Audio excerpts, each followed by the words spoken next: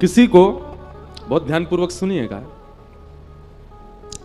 किसी व्यक्ति को जलेबी बहुत प्रिय है और आप जब उसके पास जाते हो तो लड्डू ले जाते हो या रबड़ी ले जाते हो, कलाकंद ले जाते हो, मोहन थार ले जाते हो, बालूशाही ले जाते हो। मुंह में पानी तो नहीं आ गया आपके? इतनी मिठाई के नाम ले दिए हमने। पर सामने वाला आपकी सहजता और आपकी लाई हुई वस्तु को स्वीकार तो करेगा, प्रसन्नता से रख लेगा। हाँ हाँ, अरे वाह भैया लड्डू लाए, लाओ धर दो। लेकिन यदि उसकी प्रिय वस्तु आप लेकर के जाएंगे तो वो रखेगा नहीं, तुरंत खोल करके उसको चख लेगा। अच्छा जलेबी लाओ भाई, अरे गरम गरम है, अभी अभी पा लेते हैं। चाहे उसका पेट भरा हो, चाहे वो कितना भी तृप्त क्यों ना हो, उसकी प्रिय वस्तु उसके सामने प्रस्तुत करोगे तो तुरंत लेगा। हमारा और भावों से कोई विरोध नहीं है। आप ऐसा मत सोचना कि हम हनुमान जी की अन्य सेवा के लिए मना कर रहे हैं। कई जगह वर्णन है कि ऐसे ऐसे हनुमान जी को रिझाओ, हनुमान जी के सामने ये करो, ऐसा करो, ये उपाय करो, आदि आदि सब ठीक है। पर वही बात है कि आप अन्य उपाय करोगे तो हनुमान जी महाराज उस उपाय को लेंगे, रख देंगे। कभी जैसे हम फ्रिज में रख देते हैं मिठाई, फिर कुछ दिन बाद चख के देखते हैं। तो आपके द्वारा प्रस्तुत जो भी भाव है हनुमान जी उसको ले तो लेते हैं पर रख लेते हैं, पुनः अपने ध्यान में बैठ जाते हैं। लेकिन जैसे ही कोई सन्मुख आकर के प्रभु श्री राम या प्रभु श्री कृष्ण की मधुर कथा, कोई लीला सुनाने लग जाता है, हनुमान जी अपना नाम जप साधन आदि सब छोड़ करके नेत्र खोल के उसको सुनते हैं। और कैसे सुनते हैं? यत्र यत्र रघुनाथ कीर्तनम तत्र तत्र कृतमस्तकांजलिं वाष्पवारि परिपूर्ण लोचनम मारुतिम नमत राक्षसांतकम। वाष्पवारि परिपूर्ण लोचनम, नेत्र सजल हो जाते हैं हनुमान जी के कथा सुनते हुए, और कथा वो तुरंत स्वीकार करते हैं। इसलिए हम तो श्रोताओं से भी कहते हैं कि आप कथा सुनकर के जाया कीजिए, कोई अच्छा चरित्र याद कर लिया कीजिए, और मंगलवार शनिवार आपके ऊपर जो भी बुरा समय चल रहा है, कोई हारी बीमारी चल रही है, ब्रजवासी की कही एक बात मान लीजिए, कोई नियम मत कीजिए, हनुमान जी के पास हर मंगलवार जाकर के एक भक्त या भगवान का चरित्र सुना करके आओ। महाराज 108 सोमवार, वो क्या बोलते हैं, 108 मंगलवार, 11 मंगलवार आदि आदि, ये सब क्रम है कि जाओ हनुमान जी के पास जाके चोला चढ़ाओ, ये करो, तुम्हारे आर्त दूर हो जाएंगे। हम कह रहे हैं 108 मंगलवार में जो फल मिलेगा ना, वो एक मंगलवार में कथा सुना दो हनुमान जी को, उसी से ही प्रसन्न हो जाएंगे। इतने इतने रसिक हैं हनुमान जी कथा के। लेकिन हम सारे साधन करते हैं हनुमान जी को रिझाने को, वही नहीं करते जो हम सब रोज गाते हैं, हनुमान जी के सामने ही गाते हैं। जब हम कहते होंगे ना प्रभु चरित्र सुन वे को रसिया, हनुमान जी कहते हैं तो पता है तो फिर क्यों नहीं सुनाता मुझको? इसलिए भैया हमारी कही एक क्रिया, हमने बहुतों को बताया है कि हनुमान जी को प्रसन्न करना है तो कथा सुनाओ। हमारी तो कथा के मुख्य श्रोता ही हनुमान जी हैं। आपको दिख जाए तो बहुत बड़ी बात है। ये देखो, ये हमारी पहली कथा से सारी कथा सुन रहे हैं। और गदा वाले हनुमान जी नहीं है, कीर्तनिया हनुमान है। हनुमान जी गदा वाले हैं ही नहीं है।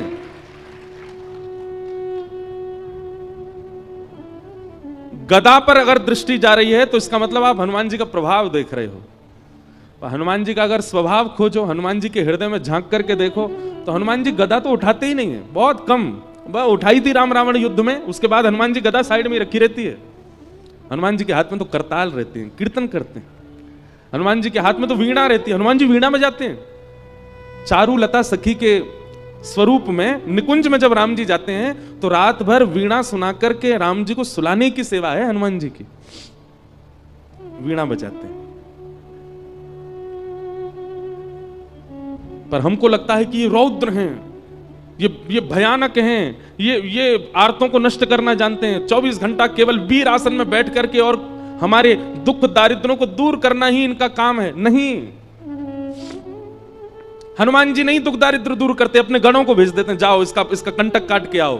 हनुमान जी तो 24 घंटा कथा में रहते। वो तो कथा से जब हम 21 पेशी 11 पेशी 108 पेशियां करते हैं हनुमान जी की, तो हनुमान जी क्या कहते हैं? ए भाई गणों, इसके पीछे जाओ, बहुत पीछे पड़ रहा है मेरे, जाओ इसके आगे सब कंटक काट के आओ। हनुमान जी थोड़ी आते हैं। हनुमान जी किसकी रक्षा के लिए आते हैं? जो कथा सुनाता उसकी रक्षा करने हनुमान जी आते हैं। अरे भैया, ये हमारे व्यास जी हैं, ये हमको कथा सुनाते हैं, इनके भाव सुन के हमको प्रसन्नता होती है, इनकी रक्षा तो हम करेंगे।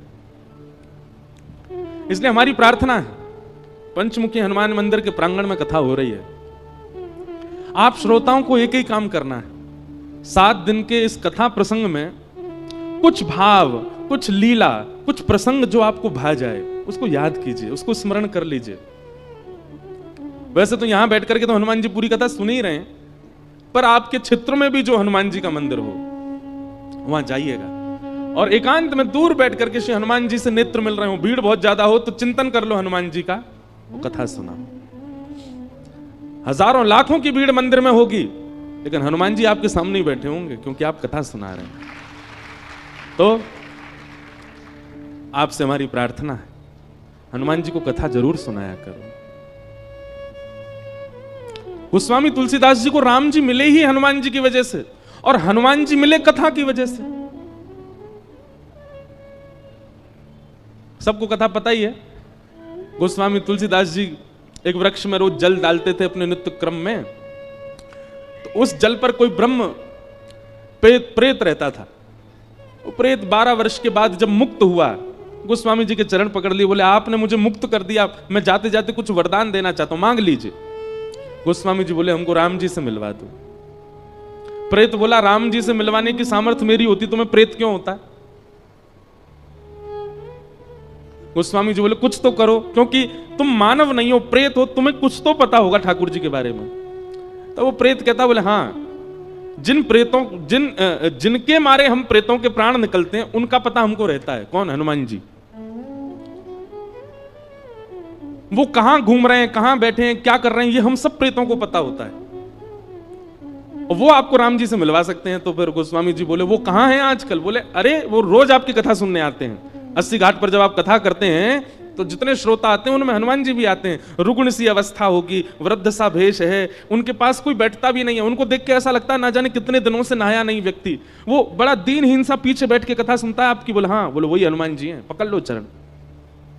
और गोस्वामी जी ने कथा के बाद चरण पकड़ लिए।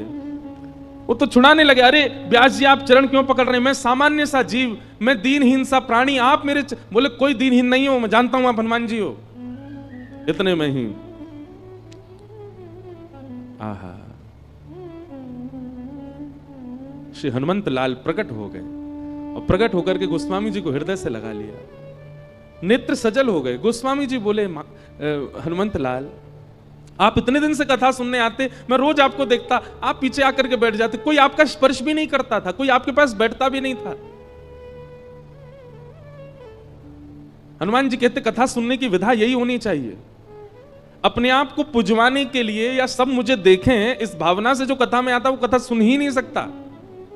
कथा तो वही सुन सकता है जो अपनी प्रभुता त्याग करके आवे, अपने रूप को बदल करके कथा में आवे, और जहां स्थान मिले चुपचाप बैठ करके प्रसंग सुने। ये कथा का स्वरूप होता है।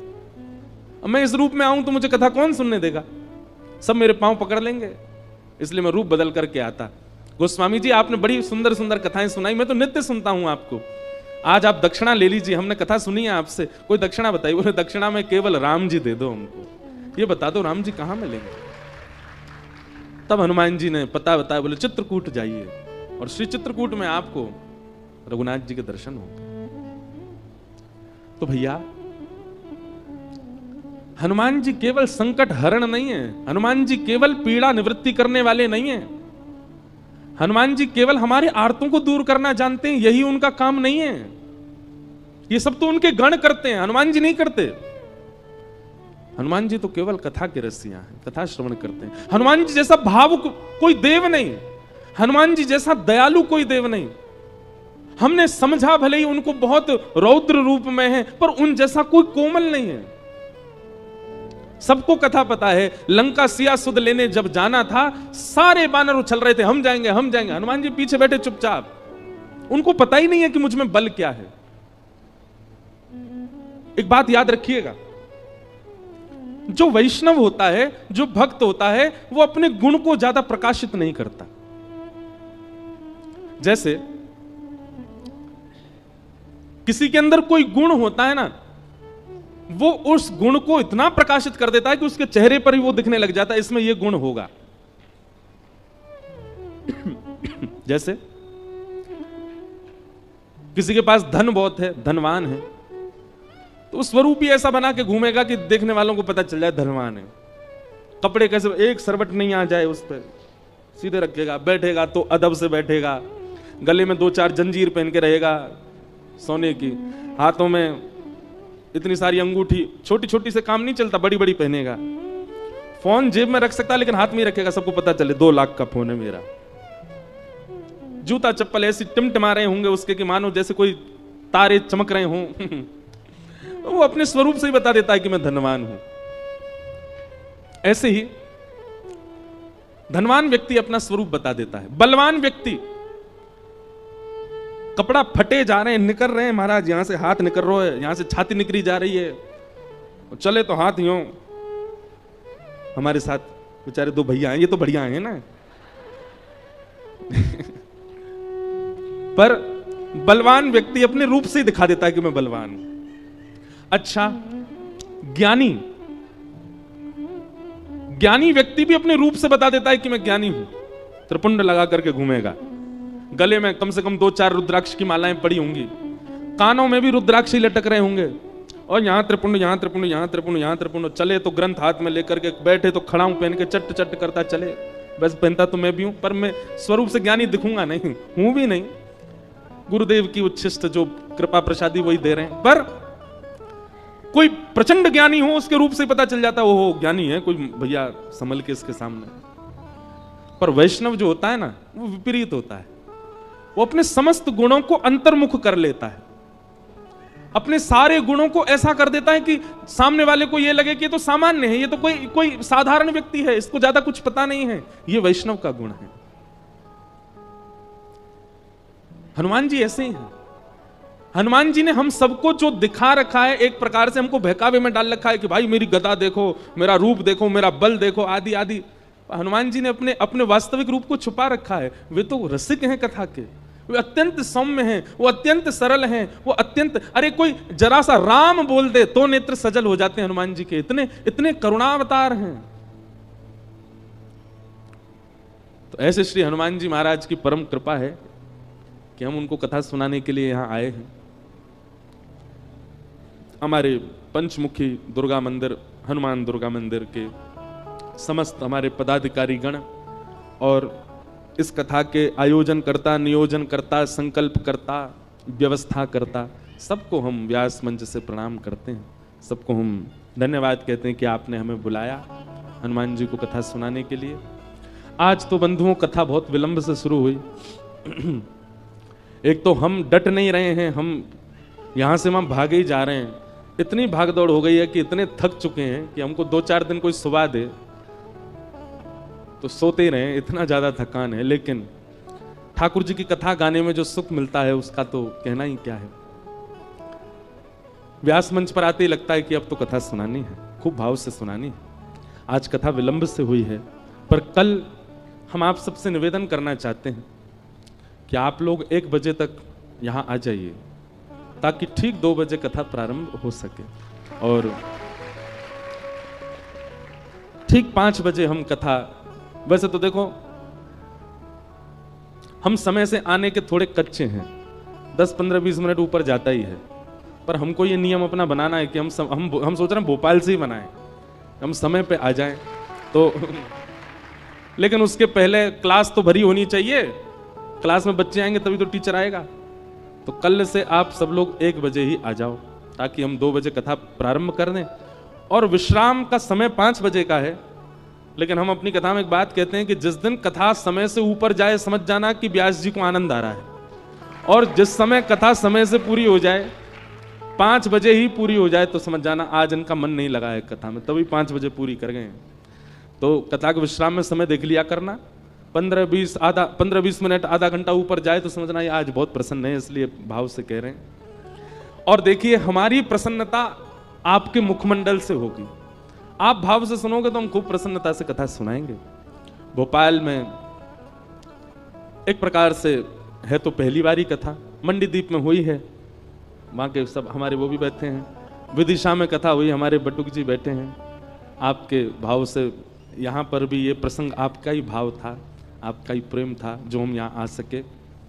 तो भोपाल में, ये प्रॉपर शहर में ही है, हम लोग शहर में ही हैं। हाँ, तो भोपाल में तो पहली ही कथा है फिर तो भोपाल के सब लोगों को हमारा प्रणाम। ब्रज से आए हैं, खूब भाव से कथा सुनने आओ। खूब सुंदर ठाकुर जी की लीला कथा सुनाएंगे और आप सब लोग समय से कल से आना। 1 बजे 2 बजे कथा प्रारंभ कर देंगे और 5 सवा 5 बजे तक विश्राम। उसके बाद अपने गृह कार्य करो। और सुनो, कई लोग कहेंगे हमको छुट्टी नहीं, हमारे काम रहते हैं, जे रहते हैं। अरे भैया, जीवन भर करना है काम। 7 दिन के लिए बोल दो टाइफाइड हो गया हमको, आ जाओ कथा में। देखिए, कई लोग हमसे बोलते कथा के लिए झूठ बोले महाराज जी, अपराध काहे को? हाँ, अपराध कब लगता है?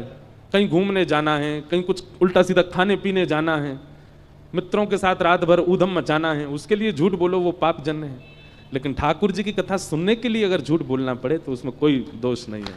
भाव से कौन सा रोज रोज कथा होती है?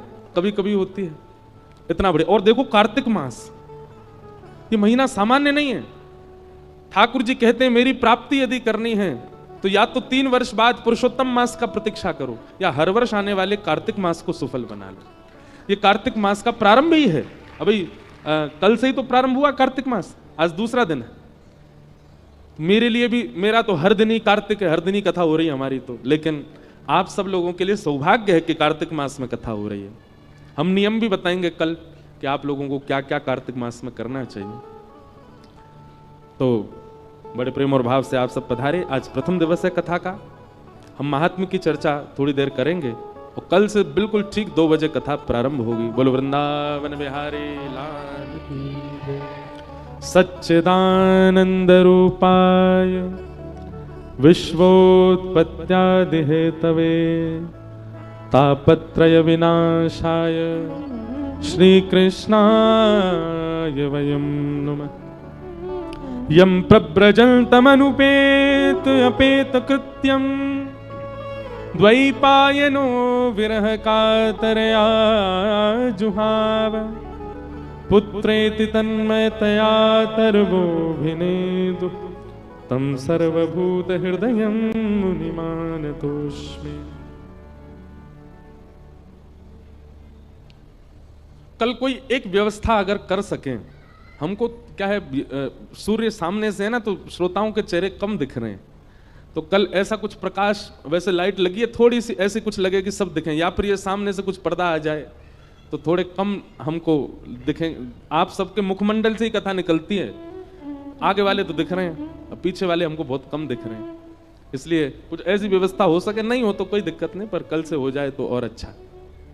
वैसे कल से 2 बजे से कथा होगी तो सूर्य तो ऊपर होंगे, हो सकता है उस समय ठीक रहे माहौल, बाकी हो जाए तो अच्छा। श्रीमद् भागवत का महात्म, महात्म यानी कि महत्व। बंधुओं, एक बात बहुत ध्यान से सुनिए। सत भगवान को कहा जाता है। सत यानी सत्य। ठाकुर जी का स्वरूप सत्य है।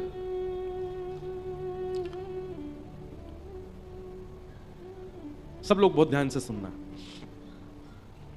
सत परमात्मा को जिस दिन आपने चैतन्य मान लिया, उसी दिन आनंद की प्राप्ति होने लगेगी। सच्चिदानंद रूपाय। परमात्मा को हम चैतन्य नहीं मानते। चैतन्य का मतलब क्या होता है?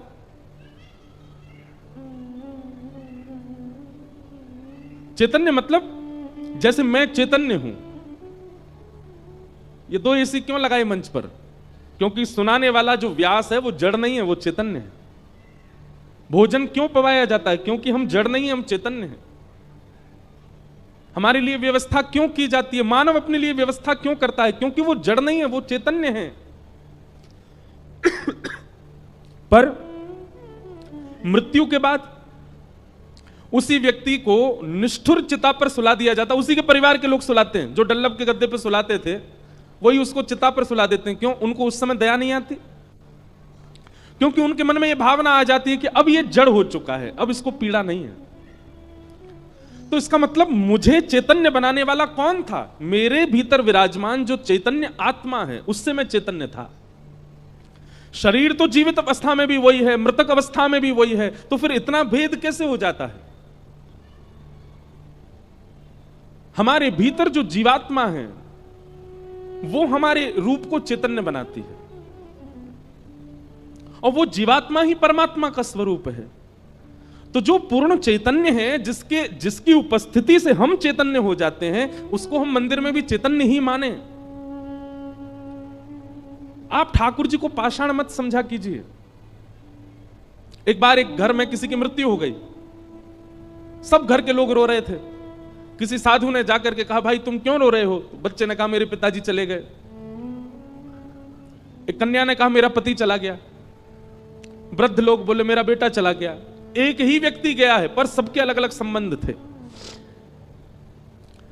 तो साधु ने कहा कि कहां चला गया?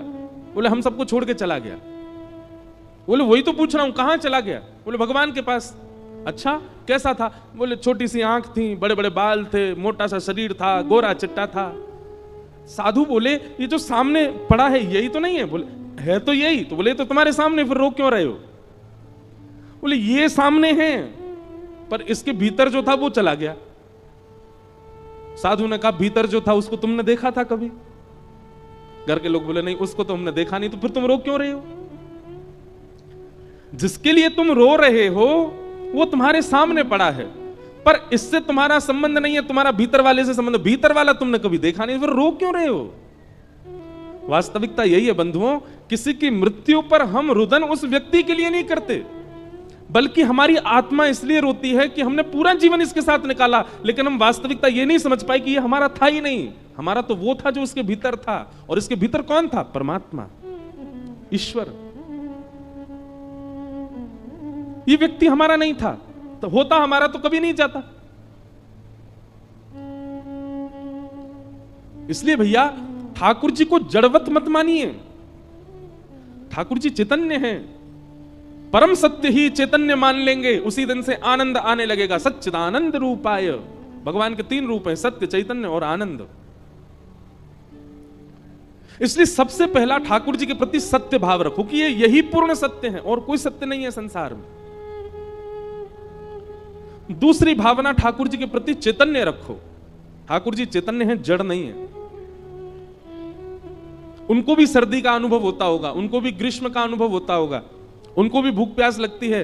वैसे तो वो परम तत्व है, उनको किसी की आवश्यकता नहीं, पर हमारी भावना उनके प्रति ऐसी होनी चाहिए।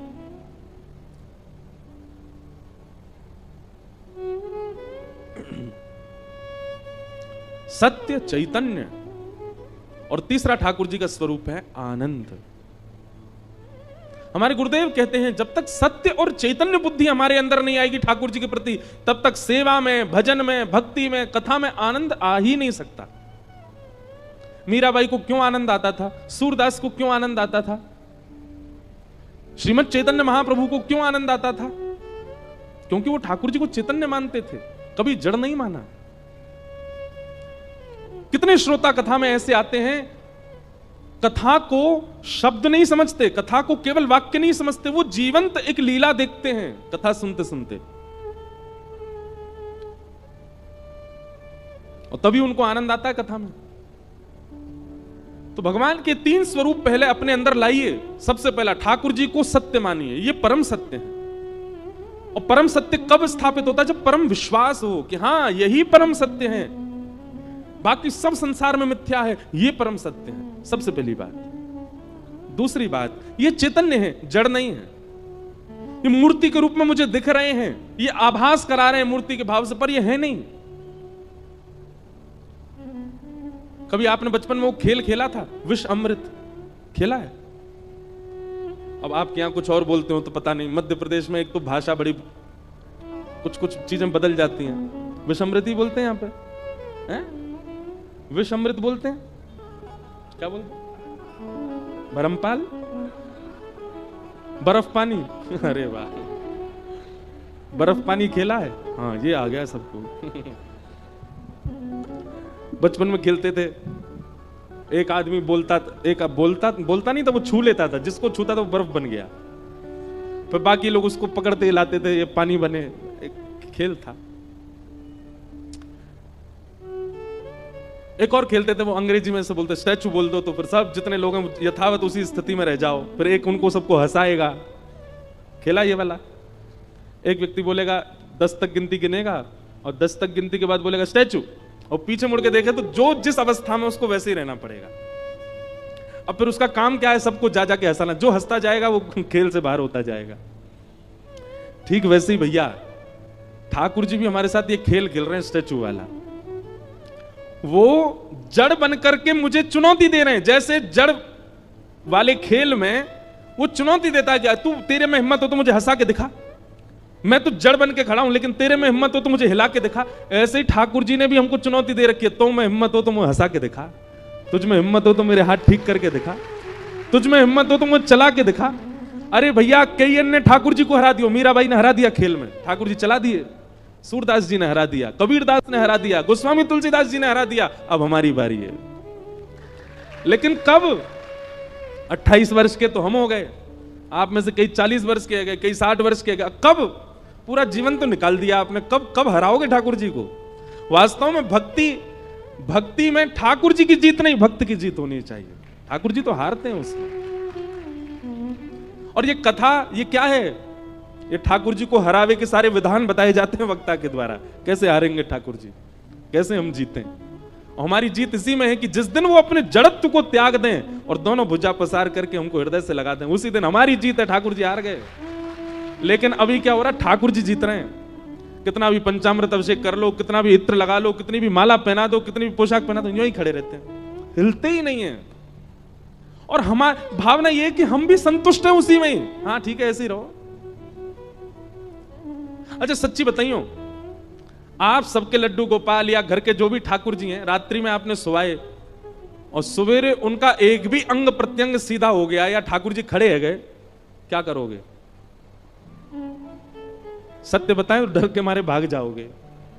क्यों? क्योंकि विश्वास ही नहीं है हमारे अंदर, वो प्रेम ही नहीं है ठाकुर जी के प्रति। हमारे मन में वो भावना आई ही नहीं है कि ठाकुर जी ऐसा कर सकते हैं। इसलिए हम एक बात कथा में कहा करते हैं, सबसे पहले तो ये विश्वास जागृत करो कि ठाकुर जी मुझे इस जन्म में मिलेंगे ही मिलेंगे। जैसे व्यक्ति अपना लक्ष्य सिद्ध कर लेता है, बालक सिद्ध कर ले, पकड़ ले, मुझे डॉक्टर बनना है, मैं चाहे जैसे भी कितना भी फेल हूं बन के ही मानूंगा, वो बन ही जाता है। मुझे सिविल में नौकरी चाहिए तो कर ही लेगा, मुझे पायलट बनना है, वो कैसे भी उठ पटांग हाथ पांव मार के बन ही जाता है। ऐसे हाथ पांव ठाकुर जी की प्राप्ति के लिए क्यों नहीं मारते हम? क्यों इतने बेचैन नहीं होते उनकी प्राप्ति के लिए? हमको भी संतुष्टि है, ठीक है ये लड्डू गोपाल बने तो लड्डू गोपाल ही बने रहे। नहीं, अपने भक्ति में, अपने भाव में, अपनी स्मृति में, अपनी इच्छा में चैतन्य दर्शन की लालसा प्रकट करो। कृष्ण दर्शन लालसा ताशामा विर्भूत सौरी स्मय माय मुखाम्भुज पीतांबर धर रघुवी साक्षान मन मत मन। शरद पूर्णिमा निकल करके गई, ठाकुर जी क्यों प्रकट हो गए गोपियों के सामने? तब कहते हैं रुरुदु स्वस्वरम राजन कृष्ण दर्शन लालसा। गोपियों ने गोपी गीत गाया और गोपी गीत गाने के बाद में जब स्वस्वरम राजन रुरुदु, जब स्वर में गोपियां रोने लगी, किस लिए रोने लगी? बोले कृष्ण दर्शन लालसा। कृष्ण दर्शन की लालसा में जैसे ही गोपियों ने रोना प्रारंभ किया, ठाकुर जी प्रकट हो गए। प्रकट होकर के गोपियों को दर्शन दिया। हमारे अंदर वो स्थिति आई नहीं है अभी, कैसे मिले? इसलिए भैया सबसे पहले तो सत्य यानी कि विश्वास प्रगाढ़ करो ठाकुर जी के प्रति। दूसरी बात, ठाकुर जी को चैतन्य मानो, वो जड़ नहीं है। ये जड़त्व तो हमारे लिए चैलेंज है कि तुम वो चैतन्य करके दिखा, तो मैं हिम्मत हो तो। और तीसरा, ठाकुर जी आनंद देने वाले, सच्चिदानंद रूपाय। और क्या करते हैं ठाकुर जी? विश्वोत्पत्त्यादि हेतवे, विश्व की उत्पत्ति, विश्व का पालन और विश्व का संहार। तापत्रय विनाशाय, 3 प्रकार के तापों का उपशमन करने वाले श्री कृष्णाय वयम नमः। ऐसे श्री कृष्ण को हम प्रणाम करते हैं। एक बात सुनिएगा, भगवान श्री कृष्ण की शरणागति लेने वाला व्यक्ति कभी दुखी नहीं होता। दुखी ना होने का मतलब क्या है? क्या उसके जीवन से दुख चले जाते हैं? नहीं। हमारा गला बैठा अभी भी, हमको जुकाम हो रहा है अभी भी, कभी कभी बुखार भी आ जाता है, इतना रेस्टलेस हो गया है अभी, भाग दौड़ कुछ भी हो जा रहा है। तो इसका मतलब ये तो नहीं कि हमारे जीवन से दुख चला गया हो। लेकिन हम यहां बैठ करके कथा सुना रहे हैं, आपके सामने बोल रहे हैं, क्यों? क्योंकि कृष्ण वैष्णव के जीवन में दुख तो आता है, पर वो उसको ज्यादा अपने ऊपर हावी नहीं होने देता, उसको ज्यादा अपने ऊपर प्रभावित नहीं होने देता। आप यदि भक्ति पथिक बन गए तो ऐसा नहीं है कि कष्ट जीवन में नहीं आएगा। मैं ये भी कह दूं, पहले से ज्यादा भी आ सकता है, लेकिन आप उसको हावी नहीं होने दोगे, आप उसका अनुभव नहीं करने दोगे, आप उसका अनुभव नहीं होने दोगे स्वयं को भी। बहुत प्यारा भाव है।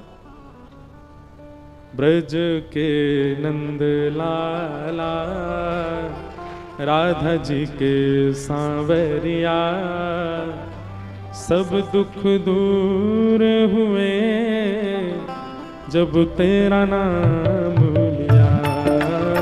ब्रज के नंद लाला, राधा जी के सांवरिया, सब दुख दूर हुए जब तेरा नाम लिया। ओ ब्रज के नंद लाला, राधा जी के सांवरिया, सब दुख दूर हुए जब तेरा नाम लिया।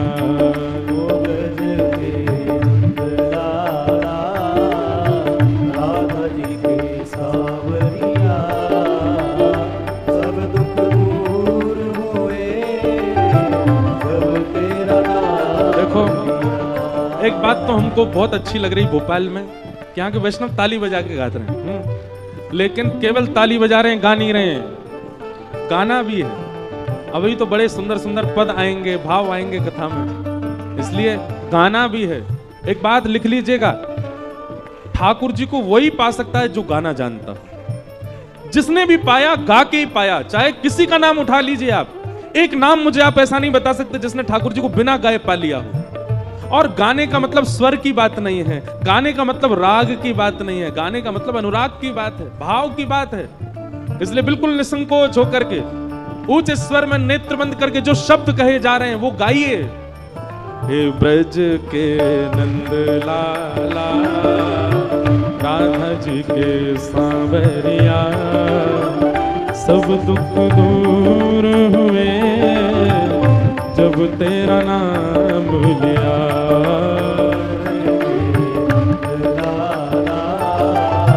राधा जी के सांवरिया, सब दुख दूर हुए जब तेरा नाम लिया। ओ सब दुख दूर हुए जब तेरा नाम लिया।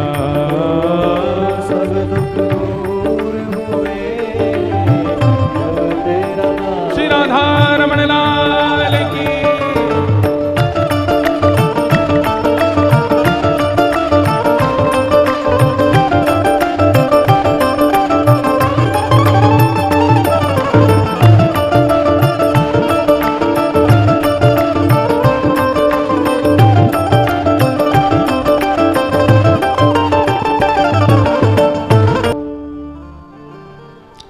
ब्रज के नंद लाला, राधा जी के सांवरिया, सब दुख दूर हुए जब तेरा नाम लिया। सब दुख दूर हुए जब तेरा नाम लिया। सब दुख दूर हुए जब तेरा नाम लिया। सब दुख दूर हुए जब तेरा नाम। तो तापत्रय विनाशाय, ठाकुर जी के आश्रय में आने वाले व्यक्ति के जीवन में कष्ट आते हैं पर उसको अनुभव नहीं होते, वो उसके चित्त पर इतने हावी नहीं होते, वो उसके बुद्धि को इतना इतना इतना मजबूत कर चुका होता है हरि नाम कि फिर आर्तों से लड़ना सीख जाता है।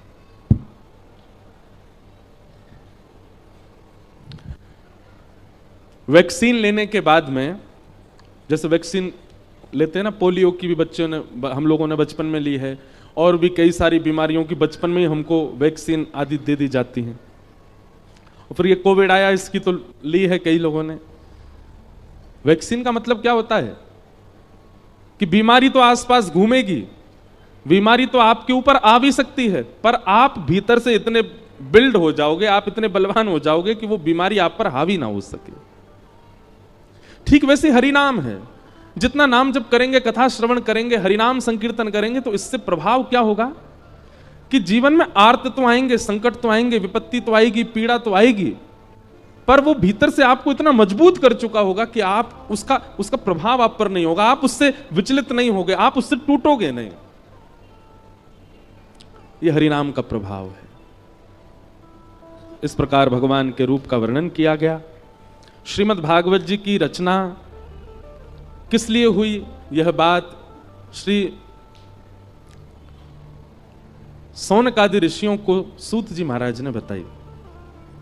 नारद जी महाराज पृथ्वी पर भ्रमण करते करते जब वृंदावन गए, तो वृंदावन में उन्होंने ज्ञान वैराग्य को वृद्धावस्था में देखा, और उनकी मां भक्ति को उन्होंने युवावस्था में देखा। बहुत ध्यान से सुनो, थोड़ी देर और महात्मा हम पूरा कर रहे हैं, फिर कथा को विराम देंगे।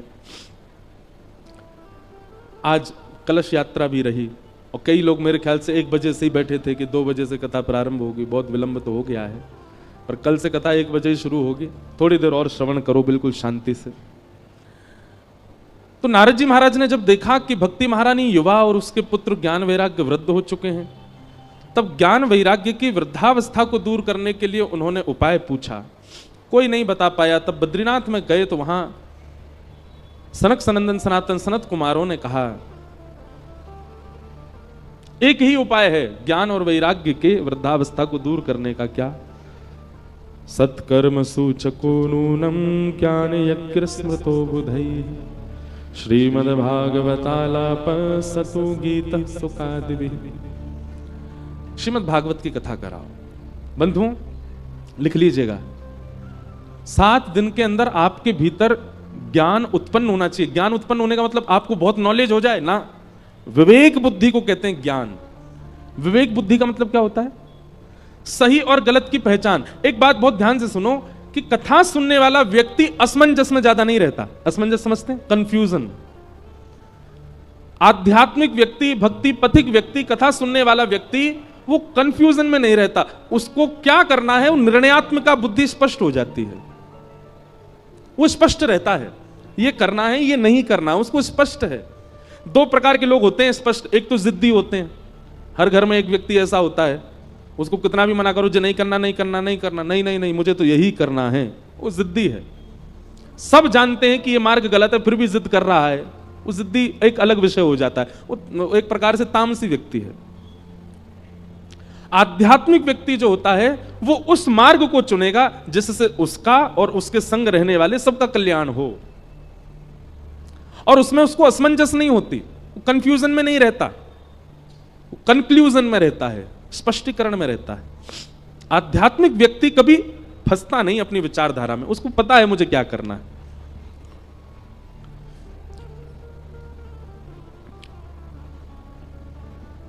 समझ में आई बात? इसको कहते हैं ज्ञान।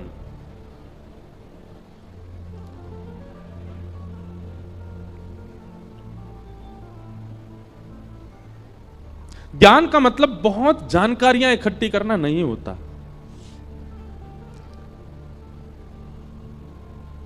ज्ञान का मतलब विवेक बुद्धि, सद और असद की पहचान रखना, इसी को ज्ञान कहते हैं, और वो कथा से प्राप्त होता है। और भक्ति के दूसरे पुत्र का नाम है वैराग्य।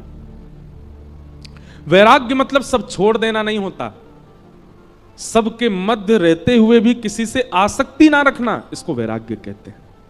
सबके मध्य रहते हुए भी किसी में फंसना ना, इसको वैराग्य कहते हैं। जैसे प्रहलाद जी महाराज वैरागी थे। क्यों?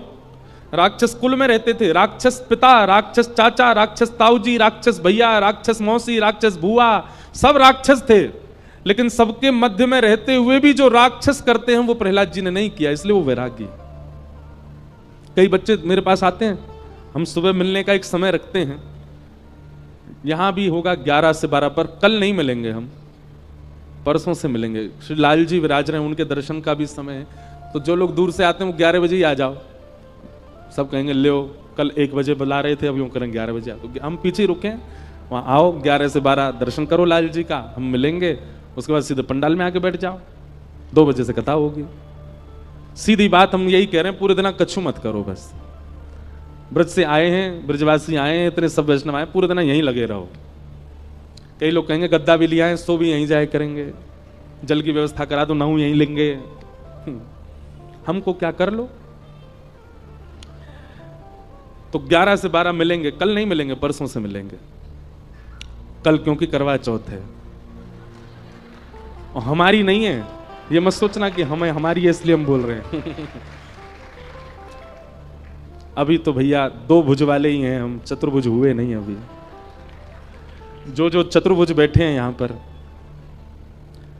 कई तो चतुर्भुज लेके संग ही बैठे हैं, कई 2 भुजा घर छोड़ के बैठे हैं। तो कल आप सब लोगों की बड़ी जो है विशिष्ट दिन है। अच्छा, एक बात मैंने देखी है, करवा चौथ का प्रसंग कहते ही सब हंसने लगते हैं, पता नहीं क्यों। जिनका ब्याह हो गया वो मुझे इशारा कर रहे हैं, बोले आपको भी पता चलेगा। और ये बड़ा शुद्ध दिन है। क्या कैसा ममत्व होता है माताओं के चित्त में। फिर वो आती है अहोई अष्टमी, उस दिन माताएं अपने बच्चों के लिए व्रत करती हैं। हमको तो ऐसा लगता है कि अच्छा, एक बात आपने कभी गौर की, व्रत का नियम मां को ही क्यों है, कभी भाइयों को क्यों नहीं है? कभी विचार किया इस बात पर? हम बताएं। दान उसी से मांगा जाता है जिस पर धन बहुत हो, दान उसी से मांगा। अब जैसे कई बार कथा कहीं होती है तो कई कमेटी के लोग कराते हैं, तो वो बड़े बड़े धनवानों के यहां जाते हैं, बोले कथा हो रही है कुछ योगदान करिए। क्यों सामान्य के यहां क्यों नहीं जाते? उसका घर से ही पता चल रहा है भाई सामान्य है, इससे क्या मांगे हम, जो खुद का ही भरपाई कर ले। लेकिन जिसका दिखता हाँ घर गाड़ी सब बढ़िया संपन्न है, तो उससे कहते हैं भाई कथा हो रही है उसमें थोड़ा योगदान दो। ठीक वैसे ही माताओं को व्रत क्यों और अपने लिए नहीं कर रही हैं, वो कल का व्रत पति के लिए, अहोई अष्टमी का व्रत बेटा के लिए, बच्चों के लिए, बेटी के लिए, बहुत सारे व्रत होते हैं। और मां कभी अपने लिए व्रत करती ही नहीं है। सोमवार के व्रत किस लिए? बोले अच्छा पति मिल जाए इसलिए सोमवार के व्रत। मंगलवार के व्रत किस लिए? बोले मेरे पति बच्चे सब खुशी रहे, हनुमान जी आप प्रसन्न रखो। फिर और कौन से? बृहस्पतिवार का व्रत, बोले नारायण भगवान हमारे परिवार से प्रसन्न। अपने लिए नहीं करती हैं वो इतने व्रत क्यों करती हैं? और व्रतों के नियम सारे माताओं के लिए क्यों है? क्योंकि माताओं पे पुण्य इतना होता है कि उनके पुण्य पर पलते हैं उनके पति और बच्चे। माताओं का पुण्य ही फलता है बच्चों को, माताओं का पुण्य ही फलता है उसके पति को।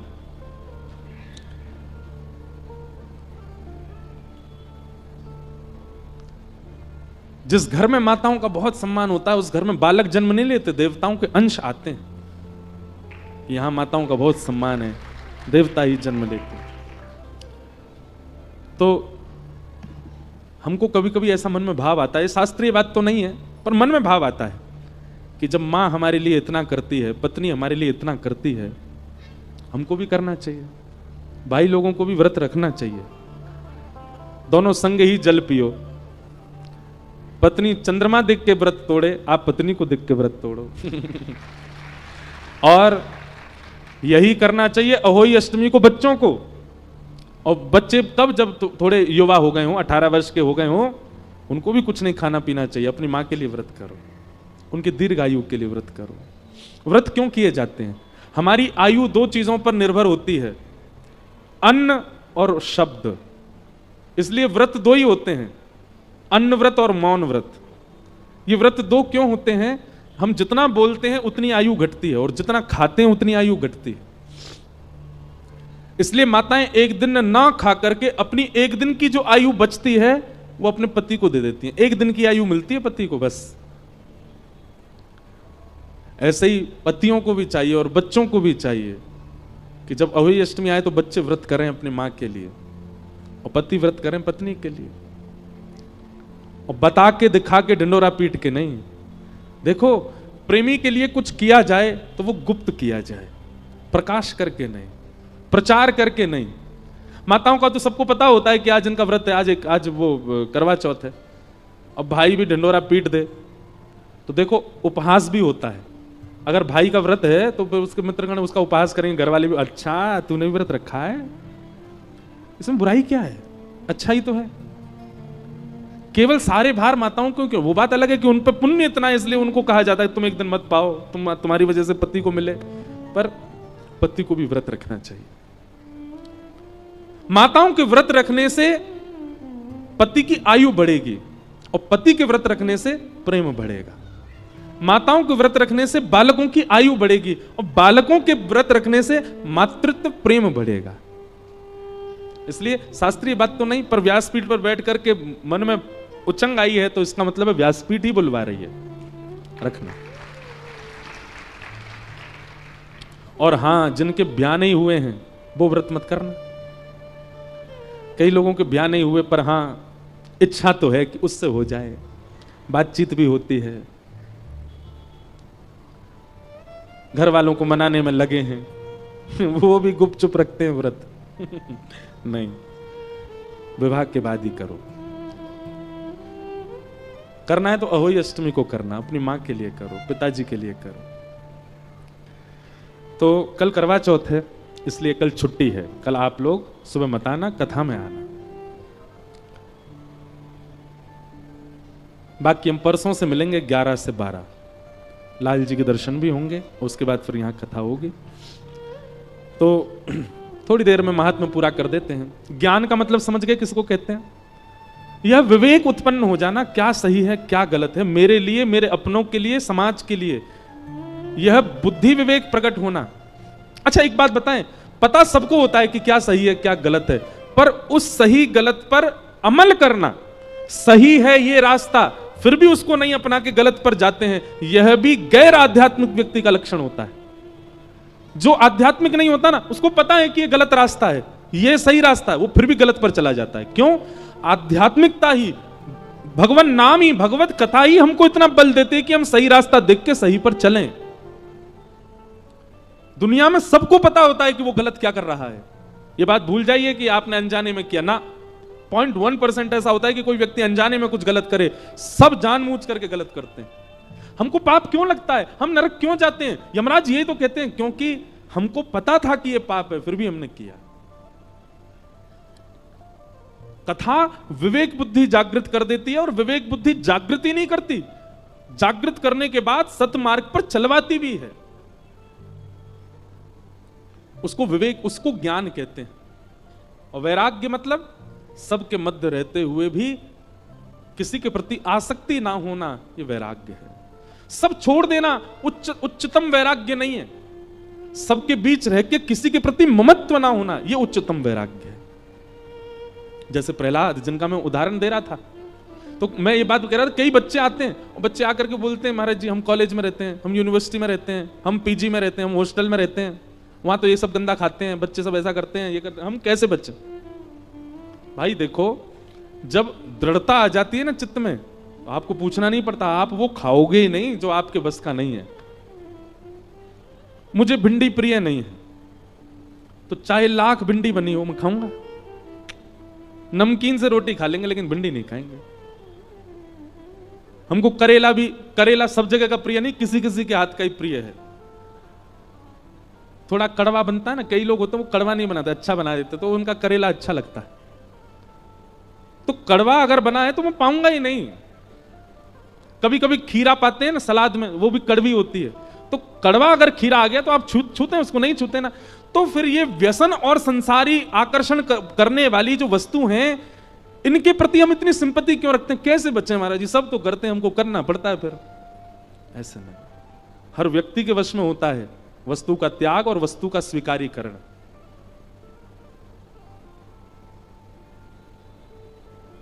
हम विदेश में रहते हैं, ऐसा, ये सब बहाने हैं। जिसको जो नहीं खाना वो नहीं खाएगा, जिसको नहीं पाना वो नहीं पाएगा, और जिसको खाना है पाना है वो बहाने करेगा। इसलिए वैराग्य का मतलब क्या है? सब वस्तुओं के बीच में रहते हुए भी उनके प्रति आसक्ति ना होना, यही वैराग्य है। और ये दोनों कथा हमको, कथा ही निपुण करती है इन दोनों में। कथा कराओ ऐसी आज्ञा दी, कहां कराएं? बोले गंगा द्वार समीपे तू तटमानंद नामकम, हरिद्वार में कराओ, ऋषिकेश में कराओ, गंगा के तट पर कराओ। गंगा के तट पर भागवत की कथा हुई, सनत कुमार वहां व्यास बनकर के आए, अनेक जन पधारे, हजारों की तादाद में देवी देवता ऋषि महर्षि सब लोग कथा सुनने के लिए आए। तभी वहां भक्ति ज्ञान वैराग्य तीनों ने प्रवेश किया। भक्ति सुतौ तौ तरणौ गृहीत्वा प्रेमैक रूपा सहसा विरासित, श्री कृष्ण गोविंद हरे मुरारे नाथेति नामानि मुहुर वदंती। भक्ति ज्ञान वैराग्य कथा में आते ही युवा होने लगे और इस प्रकार कथा के माध्यम से ज्ञान और वैराग्य वृद्धावस्था से निवृत्त हो गए। तो भैया हम सबके चित्त में ज्ञान वैराग्य वृद्ध हैं। 7 दिन के कथा प्रसंग से ज्ञान और वैराग्य का उत्थान करना है, विवेक बुद्धि को जागृत करना है, वैराग्य बुद्धि को चित्त में लाना है। ये आकर्षण, ये मोह, ये ममत्व आपका 7 दिन में कम होना चाहिए, तो आप कथा के श्रोता हो, नहीं तो नहीं। कथा मनोरंजन का विषय नहीं है, ध्यान से सुनिएगा। कथा नृत्य के लिए नहीं होती है, कथा समय पास करने के लिए नहीं है, कथा मनोमंथन का विषय है। मंथन किया करो। मैं तो एक बात और कहूं, मेरा नियम है, अभी आज तो टूट गया पर नियम है, कथा के पहले कथा के बाद 1 घंटा मौन। हमने नासिक में 1 महीना की कथा की, तब से हमारे वहां के महाराज जी ने नियम लगा दिया हमारी कथा में कि कथा से पहले और कथा के बाद आपको मौन रहना 1 घंटा। और उस मौन का यह प्रभाव होता है, कई बातें मंथन से, मौन रहेंगे तो मंथन चलेगा, मन चलेगा, मन चलेगा तो मन कहीं और चल नहीं सकता, भगवत भाव में ही चलेगा। भगवत भाव में चलता तो नए नए भाव उत्पन्न होते हैं, आते हैं बोलने में। श्रोताओं को भी चाहिए, कथा से पहले तो नहीं पर कथा के बाद थोड़ी देर मौन रहो, किसी से मिलो जुलो नहीं, कुछ करो नहीं, एकांत में बैठ करके थोड़ा चिंतन करो, क्या सुन रहे थे हम आज। वो मंथन आपके चित्त को नवनीत प्रदान करेगा। मंथन से ही नवनीत आता है। किसी को मथो तो मथने पर उसका सार ऊपर आ जाता है। जैसे वस्तु को मथोगे तो उसमें से अग्नि आएगी, मतलब अग्नि सब जगह है, मथने की देरी है, प्रकट हो जाएगी। दही को मथो, मक्खन ऊपर आ जाएगा। ऐसे मन को मथने पर नवीन भाव उत्पन्न होते हैं, प्रेम उत्पन्न होता है, ज्ञान उत्पन्न होता है, वैराग्य उत्पन्न होता है। और जब ये सब उत्पन्न होते हैं, ये सब नवनीत के समान, नवनीत यानी मक्खन के समान है। किसी दिन आपके चित्त के भाव का हरण करने ही श्याम सुंदर आ जाएंगे, क्योंकि आपने मथा बहुत है अपने आप को। इसलिए मंथन करो, चिंतन करो। क्या कहते हैं व्यास जी? हमारे कई कथा के ऐसे ऐसे श्रोता हैं, हर कथा की इतनी मोटी मोटी थीसिस बनाते हैं। वो एक वाक्य को उस पर चिंतन करके कितने भाव लिख देते हैं। कई सारे श्रोता भी ऐसे हो गए, अच्छा लगता है। वो उन्हीं के काम आने वाली चीज है, मेरे काम नहीं आना है, उसी के काम आएगा। पर दुर्भाग्य है, हजारों की भीड़ आती है कथा में, बदलते 10 ही हैं बस। लाखों की भीड़ आती कथा में, बदलते 100 ही हैं बस।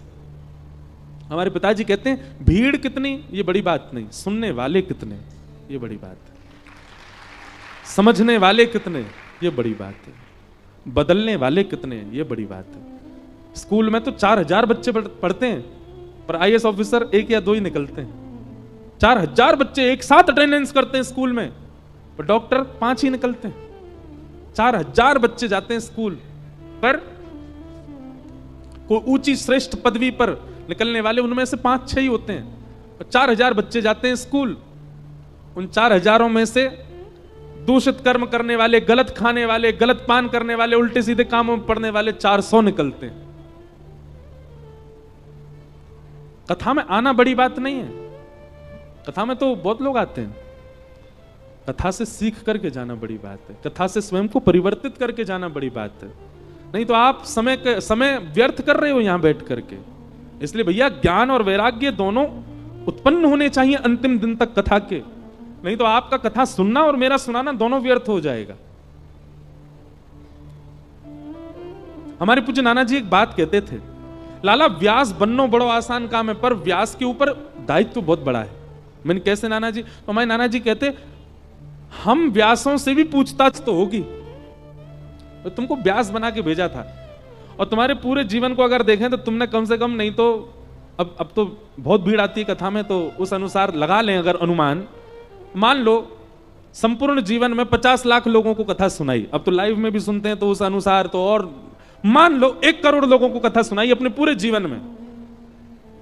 ब्रह्मा जी कहेंगे तुम्हारी कथा में आने वाले लोगों की संख्या थी 1 करोड़ पूरे जीवन में, लेकिन परिवर्तन हुआ केवल 150 का। तो बचे हुए जो 1 करोड़ में से 150 हट करके जितने बचे, वैसे इतने कम तो नहीं होंगे, 1000-1500 तो बदल ही जाएंगे, 1000-1500 मान लो बदल गए, तो फिर ब्रह्मा जी बाकियों का पूछेंगे ये क्यों नहीं बदले। अब उस समय अगर हम जैसे स्कूल में क्लास में 40 में से 5 बच्चे पास बाकी के फेल, तो प्रिंसिपल बुला लेगा टीचर को, क्या पढ़ाते हो तुम, सारे बच्चे फेल हो गए तुम्हारी क्लास के। ऐसे ही वक्ता को भी जवाब तो देना पड़ेगा। हमारे नाना जी कहते थे, या हमारे लाला जितनो है सके कथा में इस भाव को रखा करो कि लोग बदलें। लटके झटके और ये सब बातें कथा मंच का विषय नहीं है। कथा मंच चुटकुला सुनाने का विषय नहीं है। कथा मंच बहुत गरिमा में मंच है, बहुत व्यवस्थित मंच है।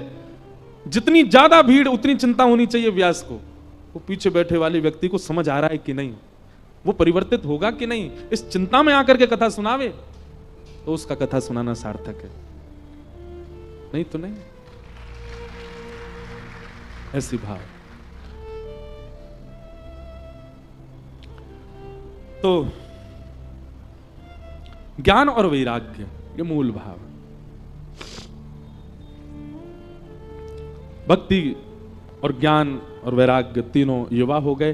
तत्पश्चात फिर धुंधुकारी की कथा सुनाई गई। क्यों? नारद जी ने प्रश्न किया था कि कथा सुनने से कौन कौन से पापी निवृत्त होते हैं। तब सब पापों का नाम लेते हुए अंत में कहा, पितृमात्र दूषका सत्येन हीना पितृमात्र दूषका, जो सत्य विहीन है और माता पिता से द्वेष करता है, ऐसा व्यक्ति भी कथा सुने तो कथा पवित्र करती है। ये बात सुनकर के नारद जी महाराज बोले ऐसा नहीं हो सकता। बोले वास्तविक है। बोले कैसे है? तब धुंधुकारी की कथा सुनाई, जो कि मर करके प्रेत बना था और श्रीमद् भागवत जी की कृपा से प्रेत योनि से मुक्त होकर के भगवत धाम को प्राप्त हो गया। इस प्रकार भागवत जी का महात्म सुनाया गया। उन महात्म को हम प्रणाम करते हैं। और कल से प्रथम स्कंद से कथा प्रारंभ होगी। ठीक 2 बजे कथा प्रारंभ होगी। आप सब लोगों से विनम्र निवेदन, 1 बजे तक आप अपना स्थान ग्रहण कर लीजिए। भागवत जी की आरती, और आरती के बाद आज प्रथम दिवस का विश्राम होगा। आरती के बाद सूचना, या अभी है कोई? नहीं, आप ही बोल दें। कोई सूचना है आप लोग श्रवण करो। आरती करके ही सब लोग यहां से प्रस्थान कीजिएगा। जय श्री कृष्ण, जय सिया राम, जय सिया राम, जय श्रीमन नारायण, जय श्रीमन नारायण, जय श्री राधे, जय 2 मिनट श्री राधे। हरि नाम संकीर्तन के बाद फिर कथा को विराम देंगे। हरि शरणम हरि शरणम हरि शरणम हरि शरणम हरि शरणम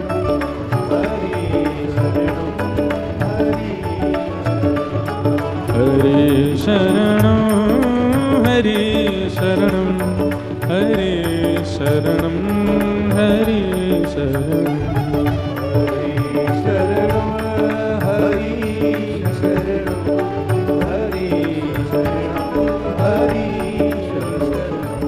यही एक मंत्र है प्यारा, हरि शरणम हरि शरणम।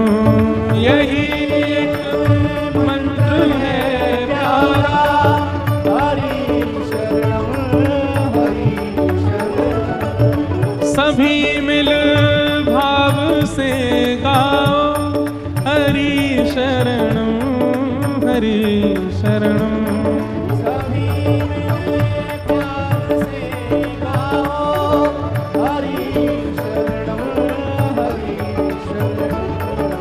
हरि शरणम हरि शरणम हरि शरणम हरि शरणम हरि शरणम हरि शरणम हरि शरणम। जय जय श्री राम, जय जय श्री राम।